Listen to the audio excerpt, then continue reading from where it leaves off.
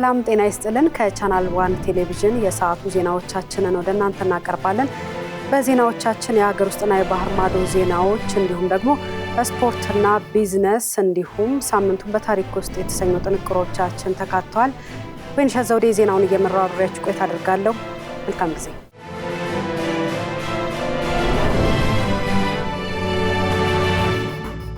የደም ልገሳን ባህል በማድረግና የአይን ብሌንን በመለገስ ለሌሎች ተስፋና ብርሃን የመሆን በጎ ተግባር ተጠናክሮ ሊቀጥል እንደሚገባ የጤና ሚኒስትር ዴኤታ ዶክተር ደረጀ ዱጉማ አሳሰቡ።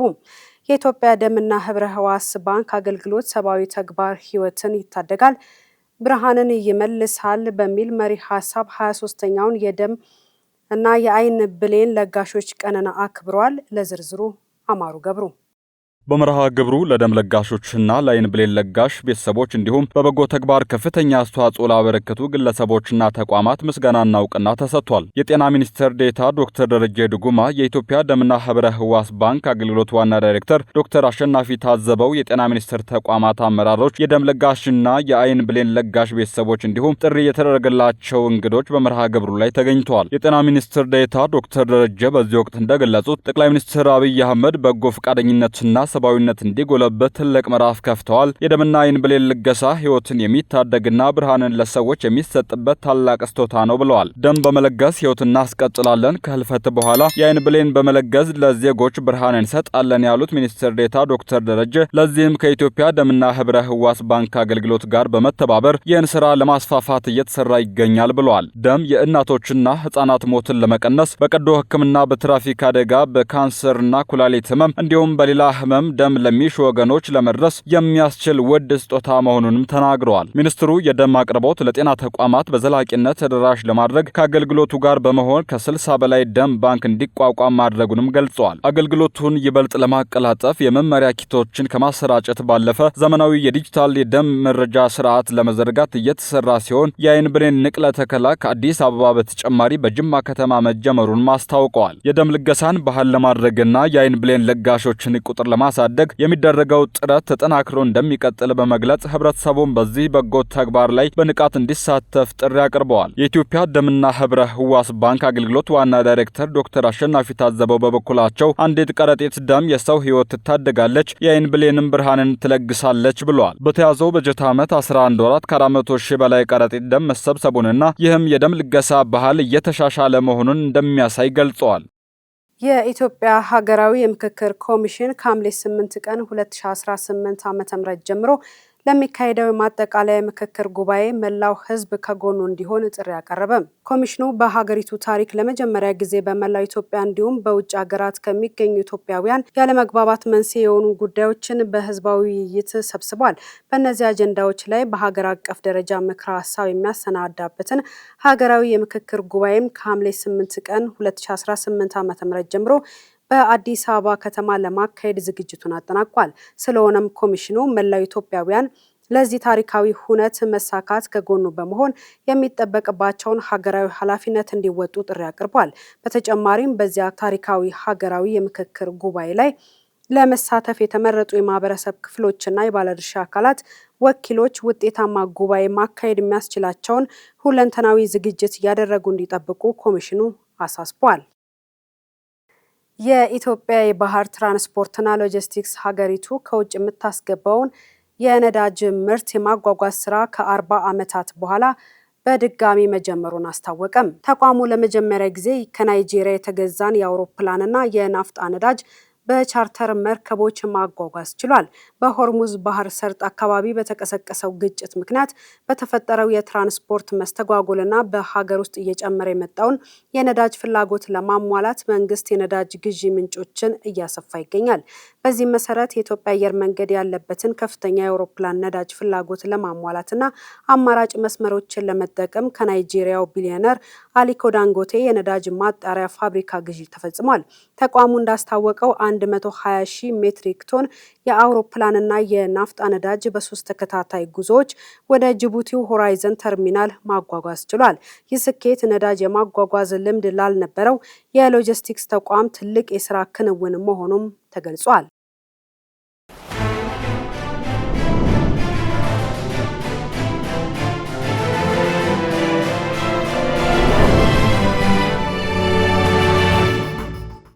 እየተከታተላችሁን ስላላችሁ እናመሰግናለን። አሁን ደግሞ ከውጭ ምንጭ ወዳገኘናቸው መረጃዎቻችን አልፋለን። የአሜሪካው ፕሬዝዳንት ዶናልድ ትራምፕ ከኢራን ጋር ከ3 ወር በላይ የቆየውን ጦርነት ለማስቆም የሚያስችል ስምምነት ላይ መድረሳቸውን ተናገሩ። ፕሬዝዳንቱ ከኢራን ጋር እያደረግን የነበረው ስምምነት አሁን ተሟልቷል ሲሉ በትሩዝ ማህበራዊ ድረገጻቸው ላይ አስታውቀዋል። ለዝርዝሩ አናውል ተስፋ። ትራምፕ ስምምነቱን ተከትሎ የአሜሪካ ባህር ኃይል ዘግቶት የነበረውን የኢራን ወደብ እንዲከፍት ያዘዙ ሲሆን መርከቦችም ያለምንም ክፍያ በወሽመጡ መጓዝ እንዲጀምሩ ተናግረዋል። የዓለም መርከቦችም አሁን ሞተራችሁን አንቀሳቅሱ፣ ነዳጅ መፍሰሱን ይቀጥላል ብለዋል። ሁለቱን አገራት ስታደራድር የነበረችው ፓኪስታን በጠቅላይ ሚኒስትሯ ሼህባዝ ሻሪፍ በኩል ባወጣችው መግለጫ ደግሞ በተከታታይ ከተደረገ ንግግር በኋላ በአሜሪካና በኢራን መካከል ስምምነት ላይ መደረሱን ስናውቅ በደስታ ነው ብለዋል። ጠቅላይ ሚኒስትሩ በመግለጫቸው ሁለቱ ወገኖች አሁንም በሁሉም ግንባሮች ሊባኖስን ጨምሮ ቋሚ የሆነ ወታደራዊ ዘመቻዎችን ለማቋረጥ መስማማታቸውን ገልጸዋል። የፊርማ ስነ ስርዓቱም አርብ ሰኔ 12 በስዊዘርላንድ ይካሄዳል ተብሎም ይጠበቃል። ጠቅላይ ሚኒስትር ሻሪፍ ሁለቱ ሀገራት ጦርነቱን ለማቆም ዲፕሎማሲያዊ መንገድን ለመፈለግ ላሳዩት ቁርጠኝነት እናመሰግናለን፣ ለድርድሩም አስተዋጽኦ ያደረጉ ያሏቸውን ኳታር፣ ሳውዲ አረቢያ እንዲሁም ቱርክን አመስግነዋል። ስምምነቱም ላይ በመደረሱ በዚህ ሳምንት ተከታታይ የሆኑ ስብሰባዎችን እናዘጋጃለን። ይህም የቅድመ ትግበራ ውይይት ዝርዝር ነገሮችን ለመነጋገርና ለይፋዊ የፊርማ ስነ ስርዓቱ መሰረት የሚጥል ይሆናል ብለዋል። የአሜሪካ ምክትል ፕሬዝዳንት ጄዲ ቫንስ ለፎክስ ኒውስ እንደተናገሩት ስምምነቱ በመሰረታዊነት መካከለኛው ምስራቅን ለሚቀጥሉት 50 ዓመታት የሚለውጥ ነው። ይህ የዓለማችን ቀጠና በእኔ የእድሜ ዘመን በሙሉ ከዚያም በበለጠ ጊዜ ያለመረጋጋት ምንጭ ነበር ሲሉም ተናግረዋል። ቫንስም የአሜሪካው ፕሬዝዳንት ዶናልድ ትራምፕ የኢራንን ስጋትነት ማስወገድ መቻላቸውን አሞካሽተዋል። አክለውም አሁን የመካከለኛው ምስራቅ እድገት እና ስኬት አዲስ ዘመንን መገንባት ይቻላል ብለዋል። እውነቱን ለመናገር ከቀጠናው ለአሜሪካ ሕዝብ በርካታ ሀብት ማመንጨት እንችላለን ሲሉም ተደምጠዋል። ኢራንም በበኩሏ በምክትል የውጭ ጉዳይ ሚኒስትሯ ካዛም ጋራባዲ በኩል ሁለቱ ሀገራት ከስምምነት መድረሳቸውን አረጋግጠዋል። አርብ እንደሚፈራረሙም ተናግረዋል። ከአሁን ጀምሮ በሁሉም ግንባሮች የሚደረጉ ወታደራዊ ዘመቻዎችን ሊባኖስንም ጨምሮ እንደሚቆም ለሀገር ውስጥ መገናኛ ብዙሃንም ተናግረዋል። አሜሪካ ወደ ኢራን ወደቦች የሚደረግ እንቅስቃሴ ላይ የጣለችውን እገዳ እንደምታነሳ አስታውቃለች። የኢራን ምክትል ውጭ ጉዳይ ሚኒስተር የኳታር አሸማጋዩ ትላንትና በቴህራን ተገናኝተው በአሜሪካና በኢራን መካከል ከስምምነት እንዲደረስ በረቂቅ የመግባቢያ ሰነድ ላይ ከ14 እስከ 15 ሰዓት ያህል የረዘመ ንግግር ማድረጋቸውንም ተናግረዋል። ካዛም ጋራባዲ ለኢራን መገናኛ ብዙሃን እንደተናገሩት ይህም ድርድር ረጅም ጊዜ ወሰደ ነው ብለዋል። የኳታር ልዑካን ቡድን ኢራንና አሜሪካ ኢስላማባድ ባቀረበችው የመግባቢያ ስምምነት ሰነድ ዙሪያ ውይይቶችን እንዲቋጩ ለማስቻል ትላንትና ቴህራን ነበሩ ብለዋል። ወደ 14 እና 15 ሰዓት የፈጀ ረጅም ንግግርም ተካሂዷል። ኢራን በሰነዱ ላይም የመጨረሻ ተቀባይነት አግኝተዋል። እንዲሁም ኢስላማባድ ያቀረበችው የመግባቢያ ሰነድ ጸድቋል ብለዋል። ምክትል ሚኒስተሩ የኢራን ዋና ፍላጎት የተጣሉበት ማዕቀቦች እንዲነሱ ቢሆንም በርካታ የምታነሳቸው ጉዳዮች ስላሏት የስምምነቱ የመጨረሻ ክፍል ላይ በ60 ቀናት ውስጥ ውይይት ይካሄዳል ብለዋል። የሶማሌላንዱ ፕሬዝዳንት አብዲራህማን መሐመድ አብዱላሂ ወደ እስራኤል ሊያቀኑ ነው ተባለ።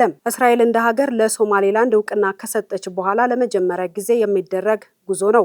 ጉዞውን በተመለከተ ከሶማሌላንድ ፕሬዝዳንት ጽህፈት ቤትም ሆነ ከውጭ ጉዳይ ሚኒስቴሩ በይፋ የተባለ ነገር ባይኖርም የእስራኤል መገናኛ ብዙሃን ግን በስፋት እየዘገቡት ይገኛሉ። ኢሮ በሚል ቅጽል ስማቸው የሚታወቁት ፕሬዝዳንቱ ቴልአቪቭ ማክሰኞ ይገባሉ ተብሎ ይጠበቃል። ሶማሌላንድ በኤደን ባህረ ሰላጤ በቀይ ባህር ደቡባዊ መግቢያ ላይ የምትገኝ በመሆኑ ለበርካታ ስትራቴጂካዊ ጉዳዮች ወሳኝ ናት። እስራኤልም ኢራንን ለመመከት እናም በቀጠናው ፍላጎቷን ለማስፈጸም ለሀርጌሳ እውቅና በመስጠት የመጀመሪያው ሀገር መሆኗ አይዘነጋም። አካባቢው ላይ በስፋት የሚንቀሳቀሱት የየመን ሁቲዎችም በህንድ ውቅያኖስና በቀይ ባህር በኩል በእስራኤል ላይ አደጋ በመፍጠራቸው ጠቅላይ ሚኒስትር ቤንያሚን ኔታንያሁ አካባቢውን አጥብቀው ይፈልጉታል። የፕሬዝዳንቱ ጉዞ ለመካከለኛው ምስራቅ ፖለቲካ ተጨማሪ ቀውስ ሊፈጥር ይችላል በሚል ተንታኞች ሀሳባቸውን እየሰጡ ነው። የአሜሪካው ፕሬዝዳንት ዶናልድ ትራምፕ ለሩሲያ ዩክሬን ቀውስ እልባት ለመስጠት በአውሮፓ ሀገራትና በኪየቭ ላይ ተጽዕኖ ለማሳደር ዝግጁ መሆናቸውን ተናገሩ። ትራምፕ ከሩሲያው አቻቸው ቭላዲሚር ፑቲን ጋር 55 ደቂቃዎች የቆየ ስልክ ንግግር አድርገዋል። ፑቲን በትናንትናው ዕለት ለትራምፕ 80ኛ ዓመት የልደት በዓል የእንኳን አደረሰዎትን መልእክት ያስተላለፉበትን የስልክ ጥሪ አድርገዋል። በዚህም ትራምፕ በፑቲን የስልክ ጥሪ እጅግ መነካታቸውን በመግለጽ ወደ ዋይት ሀውስ በመደወል የመጀመሪያው የውጭ ሀገር መሪ መሆናቸውን አስታውቀዋል። ለ55 ደቂቃዎች ደቂቃዎች በቆየው በዚህ የሁለቱ መሪዎች የስልክ ንግግር ቁልፍ በተባሉ የሁለትዮሽና የጋራ ግንኙነት ዙሪያ ተወያይቷል። በተለይም ትራምፕ በዩክሬን ያለውን ግጭት የማስቆም አስፈላጊነት ላይ አጽንኦት ሰጥተው መናገራቸውንና ይህንን ልባት ለመስጠትም በአውሮፓ ሀገራትና በኪየቭ ላይ ተጽዕኖ ለማሳደር ዝግጁ መሆናቸውን አረጋግጠዋል። የአሜሪካ ልዩ መልእክተኛ ስቲቭ ዊትኮፍ እናም የአሜሪካ ልዩ የሰላም መልእክተኛ ጃሬድ ኩሽነር በቅርቡ በሩሲያ ይፋዊ ጉብኝት እንደሚያደርጉ ጠቁመዋል። ቻይና ጠላቶቼ በባህር ክልሌ ዙሪያና በባህሩ ውስጥ ጭምር የስለላ አሳዎችንና ኤሌዎችን አሰማርተው እየሰለሉ ነው አለች። በተሰበሰበው መረጃ የባህር ስር ካርታ ሊዘጋጅ ይችላል የሚል ስጋት እንዳላትም ጠቁማለች። ለዝርዝሩ ሄሮዳይን ንጉሴ።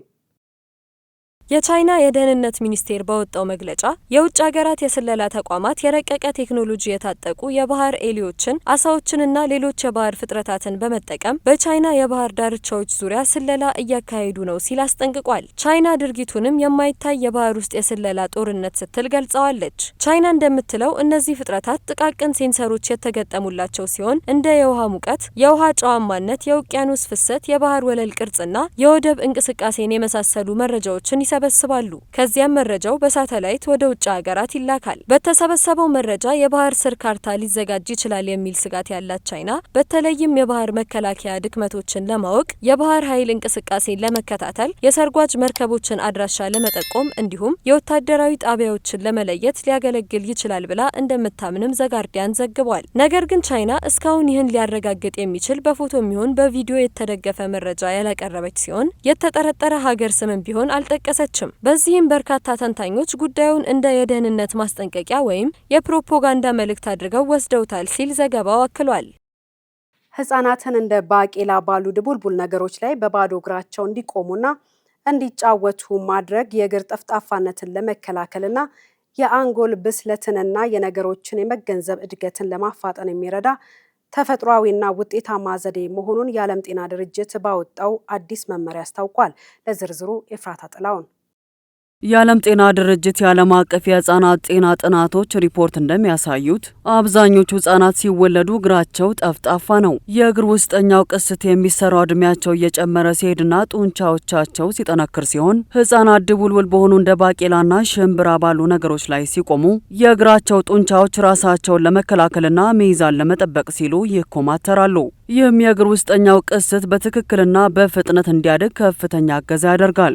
በሰው ልጅ የእግር መዳፍ ስር ወደ አእምሮ ቀጥተኛ መረጃ የሚልኩ በሚሊዮን የሚቆጠሩ የነርቭ ጫፎች ይገኛሉ። በመሆኑም ህጻናቱ በእነዚህ ድቡልቡል ነገሮች ላይ በባዶ እግራቸው በሚራመዱበት ጊዜ የአእምሮና የእግር ነርቮች ግንኙነት በከፍተኛ ሁኔታ ይነቃቃል። ይህ የነርቭ መነቃቃት ደግሞ የህጻናትን የነገሮች የመገንዘብ የማስተዋልና የአስተሳሰብ እድገት በቀጥታ እንደሚያፋጥነው ባለሙያዎች ያረጋግጣሉ። የሰውነት አቋምንና ሚዛንን ማስተካከሉ የእግር መዳፍ የጠቅላላ የሰውነታችን መሰረት በመሆኑ ህጻናት በልጅነታቸው ጠፍጣፋ እግር ካላቸው እያደጉ ሲሄዱ የቁርጭምጭሚት፣ የጉልበትና የጀርባ ህመም ሊገጥማቸው ይችላል። እንደ ጀርመንና ሩሲያ ባሉ የአውሮፓ ሀገራት እንደ ባቄላ ባሉ ጠንካራና ድቡልቡል ነገሮች ላይ እግርን ማለማመድ የተለመደ የፊዚዮቴራፒ ዘዴ ሲሆን ይህም የእግር አጥንቶች በተገቢ ቦታ ላይ በትክክል እንዲቀመጡና ህጻናቱ ወደፊት ቀጥ ያለና ጤናማ የሰውነት አቋም እንዲኖራቸው ይረዳል። ቀላል የቤት ውስጥ መፍትሄ መሆኑ ይህ ዘዴ ወላጆች በቤታቸው ውስጥ ያለምንም ተጨማሪ ወጪ በቀላሉ ሊተገብሩት የሚችሉት የጨዋታ አይነት መሆኑን የህጻናት ሐኪሞች ይናገራሉ። በትልቅ ትሪ ወይም ጎድጓዳ ሳህን ላይ ባቄላ ወይንም ሌላ በመጨመር ህጻናትን በቀን ለጥቂት ደቂቃዎች በላዩ ላይ እንዲራመዱ ማድረግ ውድ የሆኑ የህክምና መርገጫዎችን ከመግዛት የሚታደግና የእግር ጤንነትን በአስተማማኝ ሁኔታ የሚጠብቅ ፍቱን መፍትሄ ነው ተብሏል። ሜታ ኩባንያ ባለፈው ሳምንት በፌስቡክ፣ ኢንስታግራም፣ ሜሴንጀር እና ሌሎች አገልግሎቶቹ ላይ በተከሰተው ድንገተኛ መቋረጥ በሺዎች በሚቆጠሩ ተጠቃሚዎቹ ላይ ጉዳት መድረሱ ተጠቆመም።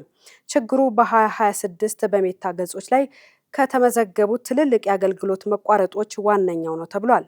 መሀሌት ደመላሽ ባሳለፍነው አርብ በኢትዮጵያ ሰዓት አቆጣጠር ከቀኑ 10 ሰዓት ገደማ በሜታ ስር የሚተዳደሩ የማህበራዊ ትስስር ገጽ ተጠቃሚዎች ድንገተኛ የአገልግሎት መቋረጥ አጋጥሟቸው እንደነበረና ገጾቻቸውንም ማስተዳደር ተስኗቸው ዘለግ ላሉ ደቂቃዎች መቆየታቸውን ቴክራዳር የመረጃ ምንጭ ጽፏል። ተጠቃሚዎቹ በወቅቱ ወደ ፌስቡክ ገጾቻቸው መግባት አልቻሉም። የኢንስታግራም ልጥፎችንም ባዶ ሆነው ታይተዋል። መልእክትን መለዋወጫው ሜሴንጀርም እንዲሁ መልእክቶችን የመላክና መቀበል ተግባሩ ተስተጓጉሏል። በዚህም ከ113 ሺህ በላይ የፌስቡክ ተጠቃሚዎች ችግሩ አጋጥሟቸዋል ተብሎ ሪፖርት ሲደረግ 10 ሺህ ያህል የኢንስታግራም ችግሮችም ሪፖርት ተደርጓል። እነዚህ ቁጥሮች ሪፖርት ያደረጉ ተጠቃሚዎችን ብቻ የሚያሳዩ እንደሆነና ትክክለኛው የተጎዱ ሰዎች ቁጥር ከዚህ እጅግ የሚበልጥ ሊሆን ይችላል ሲል ዘገባው አክሏል። ከመደበኛ ተጠቃሚዎች ባለፈ በንግድ ዘርፉ ላይም ተጽዕኖ አሳድሮ እንደነበር የጠቆመው መረጃው የፌስቡክና የዋትስአፕ ማስታወቂያ አስነጋሪዎች ማስታወቂያዎቻቸው ታግዱባቸው ቆይቷል። ኩባንያው ችግሩ ከተፈታ በኋላ አገልግሎቶቹ እንደቀድሞ መደበኛ አገልግሎቱን መቀጠሉን ከመግለጽ ባለፈ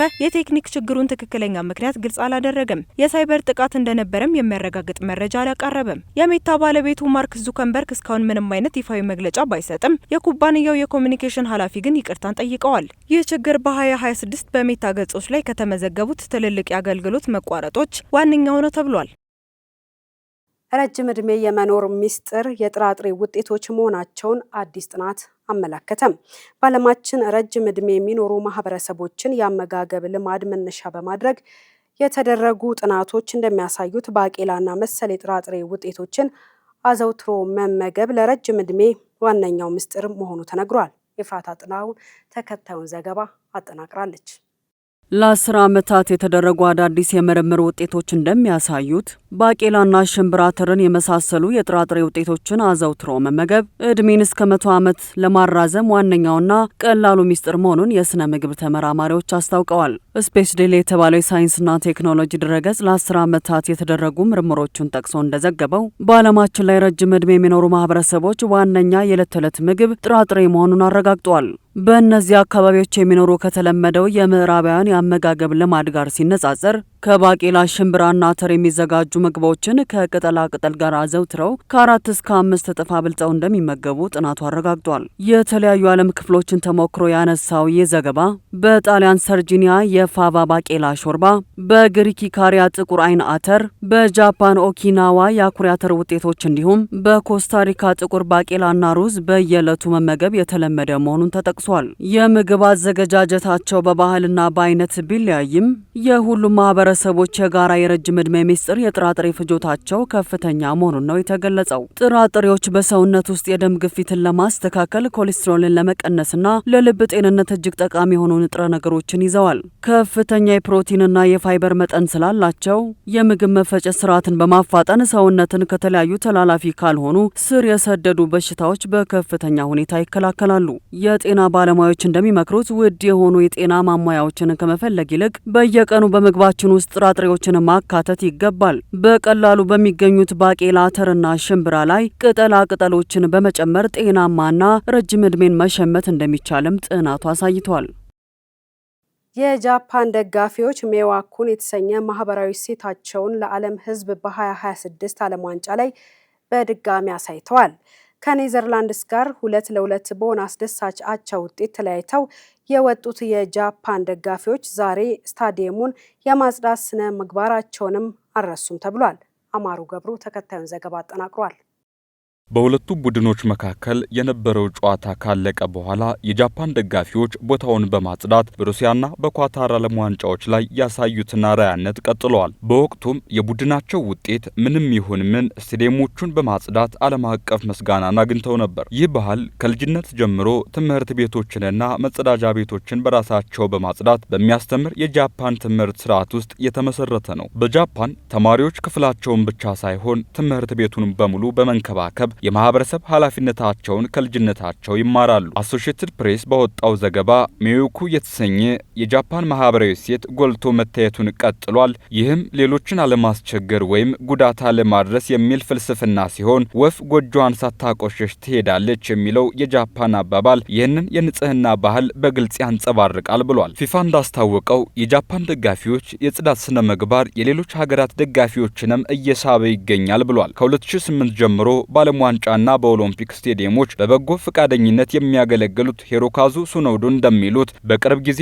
ሌሎች ደጋፊዎችም ከጃፓናውያን በበለጠ በንጽህና ስራ እየተሳተፉ ነው ብሏል። የጃፓን ደጋፊዎች የጽዳትና ንጽህና ሁኔታ በቅርብ ዓመታት የዓለም ዋንጫው ሌላ ገጽታ ሆኖ ቀጥሏል። በሌላ በኩል ጃፓን ከኔዘርላንድስ ጋር በነበረው ጨዋታ 2-2 በመለያየት ጠንካራ በተባለው ምድብ 1 ነጥብ ማግኘት ችላለች።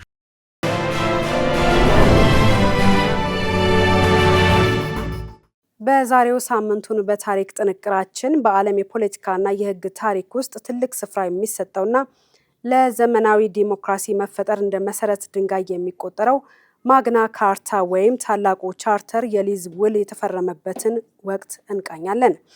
ውሉ ሰኔ 8 ቀን ወይም በፈረንጆቹ ጁን 15 ቀን 1215 ልክ በዛሬዋ ዕለት በእንግሊዙ ንጉስ ጆን እና በመኳንንቶቹ መካከል የተደረገ የሰላም ስምምነት ሲሆን ንጉሱ የፊውዳል መብቶችንና ጥቅማጥቅሞችን እንዲያከብሩ የቤተ ክርስቲያንን ነጻነት እንዲጠብቁና የሀገሪቱን ሕጎች እንዲያከብሩ ዋስትና የሚሰጥ ነው ተብሏል። ያዘጋጀችው ሄርረት ንጉሴ ናት።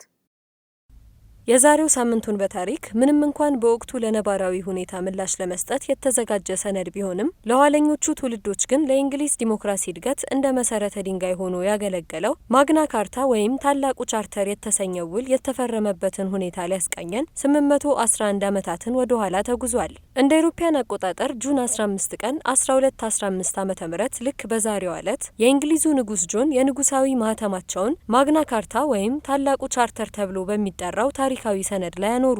ይህ ሰነድ በወቅቱ በንጉስ ጆንና በሀገሪቱ ባላባቶች መካከል የተደረገ የሰላም ስምምነት ሲሆን ሰነዱ ንጉሱ የፊውዳል መብቶችንና ጥቅማጥቅሞችን እንዲያከብሩ፣ የቤተ ክርስቲያንን ነጻነት እንዲጠብቁ እንዲሁም የሀገሪቱን ሕግጋት እንዲያስከብሩ የሚያስገድድ የይገባኛል ቃል ኪዳን ነው። ንጉስ ጆን እንደ አውሮፓውያን አቆጣጠር በ1199 ዓ.ም ወንድማቸው ሪቻርድ ከዚህ ዓለም በሞት ከተለዩ በኋላ ነበር ወደ ስልጣን የመጡት።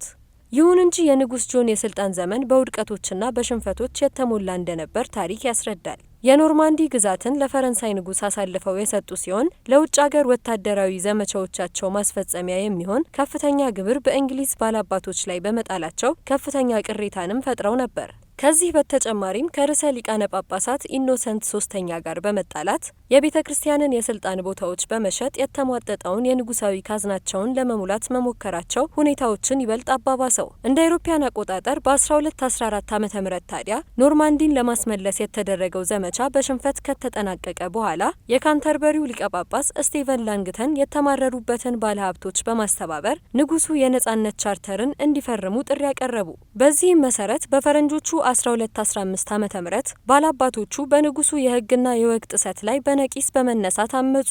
ከፍተኛ ተጽዕኖ የነበረውን የተቃዋሚ ኃይል መቋቋም ያቃታቸው ንጉስ ጆንም ከባላባቶቹ የቀረበውን ጥያቄ ከመቀበል ውጪ ሌላ አማራጭ አልነበራቸውም። ከሳቸው በፊት የነበሩ የእንግሊዝ ነገስታት ለባላባቶቻቸው በራሳቸው ፍቃድ የተደነገጉ ጥቅማጥቅሞችን ቢሰጡም እነዚያ ሰነዶች ግልጽነት የጎደላቸውና በፈቃደኝነት ላይ የተመሰረቱ ነበሩ። የማግና ካርታ ሰነድ ግን ንጉሱ የባላባቶቹን መብቶችና የቤተ ክርስቲያንን ነጻነት በተለየና በግልጽ ሁኔታ ዋስትና እንዲሰጡ ያስገደደ የመጀመሪያው ጥብቅ ሰነድ ሆኖ ተመዝግቧል። ይህ ሰነድ ለዘመናዊ ዲሞክራሲ መፈጠር ባበረከተው ከፍተኛ አስተዋጽኦ ምክንያት እንደ አውሮፓውያን አቆጣጠር በ2015 ዓ.ም የሰነዱ 800ኛ ዓመት የምስረታ በዓል በታላቅ ድምቀት መከበሩ ይታወሳል። በአሁኑ ወቅት ከ1215ቱ የመጀመሪያው ማግና ካርታ የተረፉ 4 ኦሪጂናል ቅጂዎች ብቻ የሚገኙ ሲሆን አንዱ በሊንከን ካቴድራል፣ አንዱ በሳሊስበሪ ካቴድራል እንዲሁም 2ቱ በብሪቲሽ ሙዚየም ውስጥ በጥንቃቄ ተቀምጠዋል። ሰነዱ ዛሬ ለደረስንበት የሕግ የበላይነትና የሰብአዊ መብቶች መከበር ትልቅ አሻራ ጥሎ ያለፈ ሰነድ ስለመሆኑ ይነገርለታል።